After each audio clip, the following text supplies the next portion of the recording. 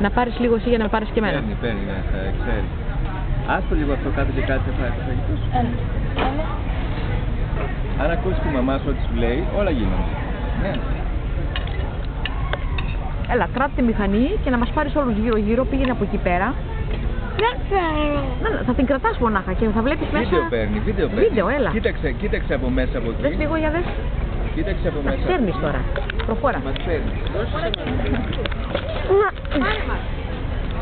Τίποτα. Δεν χρειάζεται να πάρει τίποτα. Παίρνει μόνο το αυτό. Είναι βίντεο. Μας βλέπεις όμως μέσα. Ναι. Άπρα, παίρνει. Πάρε και λίγο έτσι τον ουρανό, εδώ πέρα προχώρα λίγο μπροστά. Παίρνω τα δέντρα και τον ουρανό. Πάρτα γύρω-γύρω, δεν γύρω-γύρω, να δούμε πού βρισκόμαστε. Κάνε και μία τροφή. Πού βρισκόμαστε Γιάννη εδώ πέρα τώρα, τι είναι εδώ. Εντάξει, εντάξει. Πώς το λένε το μαγαζί, ξέρεις? Κήπο. Πού είμαστε, στην Αθήνα είμαστε, στην Θεσσαλονίκη είμαστε. Α, δεν ξέρω. Εντάξει, στην Ελλάδα, τελείως. Εντάξει. Έλα να πάμε τώρα, πού είμαστε, πού βρισκόμαστε πιο πολύ.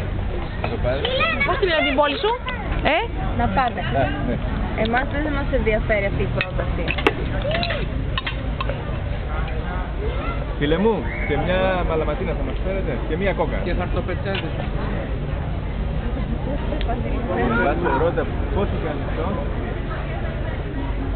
Κάτσε εδώ όμως, όλα θα κυστοφάκι.